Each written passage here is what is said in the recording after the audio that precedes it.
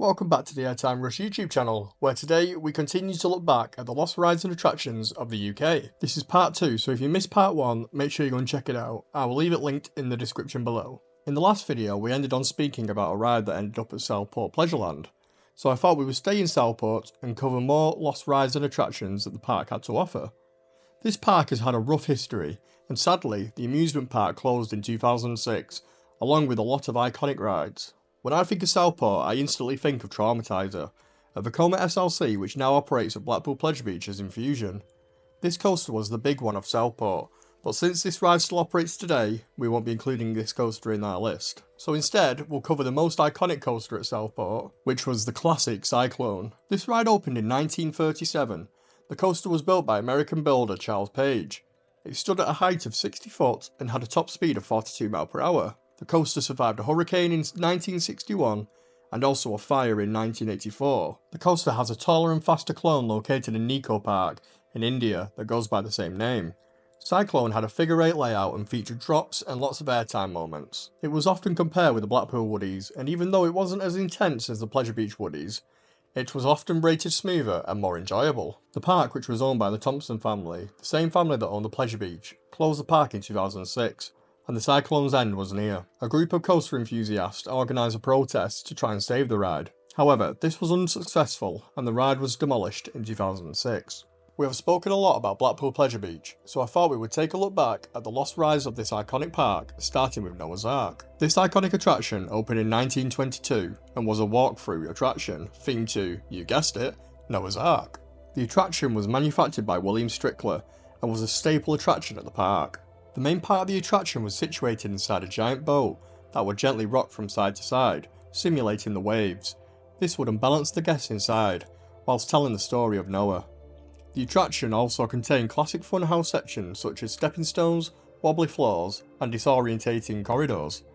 The ride sadly closed in 2008, but can still be seen today above the entrance of the park. The only attraction similar to this that still exists is the Noah's Ark located in Kennywood, in the USA. Next up is the classic Wild Mouse coaster. Just like the Runaway Mine Train at Sister Park Frontierland in Morecambe, this coaster was also built in-house by Pleasure Beach and opened in 1958. The ride was modified in the 60s and was made longer by the Valair brothers, who altered a similar attraction in Long Beach, California. The coaster was well known for its sharp turns, sudden drops and creaking wood as the trains whizzed by. The most iconic part of this ride for me was going up the lift hill and having to duck as another section of track runs above the lift hill, and it was extremely low. The ride closed in 2007 for a complete refurbishment, replacing wood and repainting the entire structure. After its makeover, it reopened in the summer of 2008. The brakes at the end of the coaster were manually operated by a ride operator, and in 2017 the park decided to install magnetic brakes. However, the new brakes proved to be a bad move for the park, and the ride suffered a lot of downtime due to technical issues. The park then again closed the ride before the end of the season, and stated the ride would close for maintenance and the park were ordering parts. The coaster was suddenly dismantled during the 2017 winter. The sad thing is the park never announced its closure, and pictures emerged online of the ride in pieces. The area where this ride stood is used for entertainment and is screaming out for a new ride. I would love Pleasure Beach to work with a modern coaster company to make a new modernised wooden Wild Mouse coaster. Another classic attraction was the log flume. The ride opened in 1967 and at the time was the longest flume ride in the world, measuring 2,349 feet in length. It was manufactured by Aerodynamics and cost the park $180,000. For years it would attract many public viewers who would watch from where Ocean Boulevard is now. In 2000 the station was refurbished with the installation of a conveyor belt that allowed for guests to board and unload a lot quicker.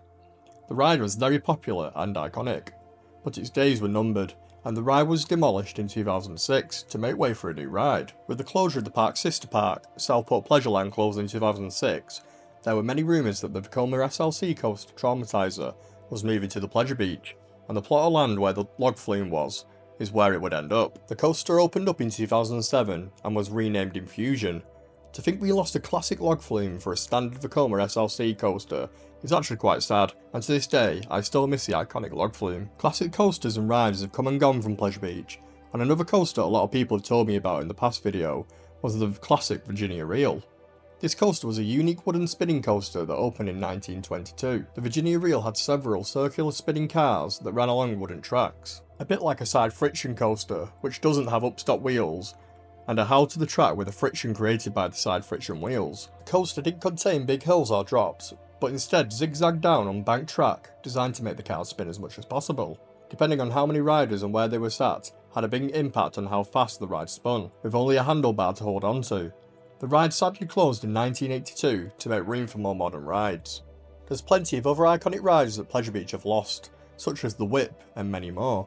If you can think of any more, let me know in the comments down below. But for now it's time to move on, so let's head to Oakwood theme park in Wales. This park has had a rough few years recently, and its future looks uncertain, but for now let's look at the iconic rides the park has lost. The first is a classic dark ride named Nutty Jake's Gold Mine, which has a cult following. Opening in 1987, this dark ride became a hit with visitors who were taken on a train journey. The ride starts off outside before going into a dark section themed to a gold mine, which included lots of animatronics and theming. The ride was located in the Jakestown theme section of the park. The highlight of the ride was the train driver who narrated the ride and gave it character. The original ride closed in 1999, and in 2001 opened with a new name and theme, now called Brer Rabbit's Burrow. The ride received negative reviews at first. It went from being mine themed to a creepy rabbit themed attraction. Everybody wanted Nutty Jake to return. The park however ignored the feedback, and Brer Rabbit stayed until 2013. The park announced on Facebook that the ride would close and gave riders a last chance to ride. The ride still stands today but unfortunately hasn't reopened since. I would love the park to put the money into bringing Nutty Jake's Gold Mine back to life. I feel it would be a really good positive move for the park, but for now, it sits rotting away at the park. And the final ride I want to mention in this episode is the recently demolished Drenched. This ride was an intimate mega splash that opened in 2002 under the name Hydro. The ride cost Oakwood $1.2 million to build and was one of 3 mega splash models to open in the world. The ride stood at an impressive 120 feet, and its main feature was its 85-degree drop, which was the steepest on any water ride. Drenched has had a troubled and sad history. In 2004, a 16-year-old girl named Hayley Williams tragically died after falling 100 feet from the attraction. The then named Hydro closed as an investigation was carried out. The ride reopened in 2005, with the original lap bars being replaced with over-the-shoulder restraints. The ride was renamed to Drenched in 2011. The ride was standing but not operating for the last couple of seasons before being dismantled in early 2025. Drenched was the final intimate mega splash left in the world, and it does look like care has been taken to dismantle the ride, so it's unsure whether the ride's been sold or if it'll end up on the scrap heap. However, it's sad to see the UK lose yet another iconic ride. Let me know down in the comments below if you managed to ride any of these classic rides, and also let me know of any other rides and attractions you can think of that are no longer open in the UK, and I will try and mention them in a future episode. And if you're new around here, please subscribe so you don't miss another video. My name's Jordan, and I will see you all in the next video.